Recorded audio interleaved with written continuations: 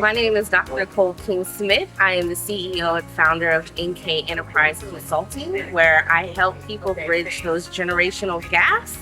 And I say I'm the Gen Connector. I first heard about the retreat on social media through Facebook. It kind of sparked my interest. I was just scrolling one day and I was thinking of ways. My background is in corporate America, government, hospitality, tourism, and higher ed, but mostly in the industry of hospitality and tourism.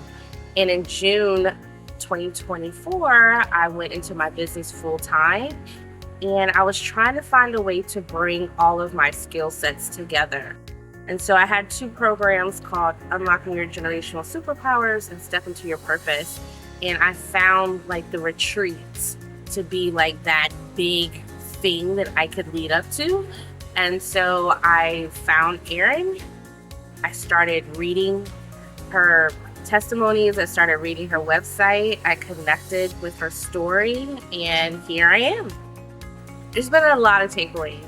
The biggest thing is when you work in hospitality and tourism, being exposed to the industry and working in hotels, one thing that I reconnected to is all the things that have to be in place. And no matter if you're at a 5-star resort, anywhere, you still have to be intentional. They're going to drop the ball, and you still have to stay on top of that. So how to be able to stay on top of that?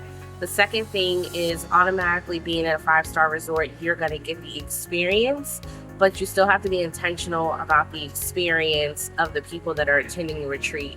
And Erin's done an amazing job of showing us how the back end of that works, how it affects us through our whole experience, and how she's had to make sure that she's done service recovery for us as the attendees, but also making sure that the resort does service recovery on their end to make sure it all works out for everyone.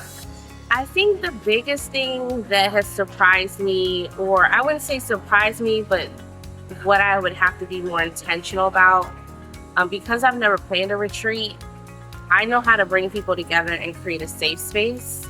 But when you're doing a retreat, creating a safe space for people over the next 4 days, however many days you're spending together, that takes a different level of intention, strategic planning, and allowing the natural opportunities to happen.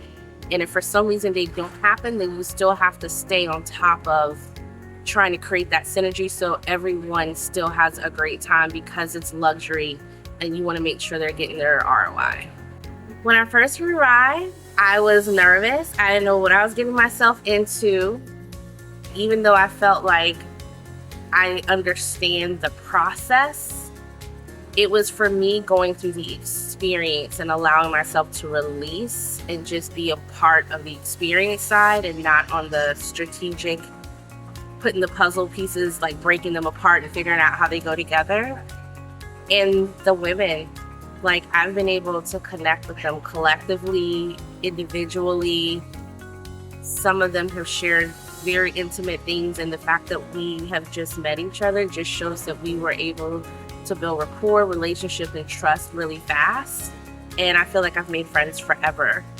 I have a PhD. I am an analyzer. I'm very analytical, and I can think myself out of something.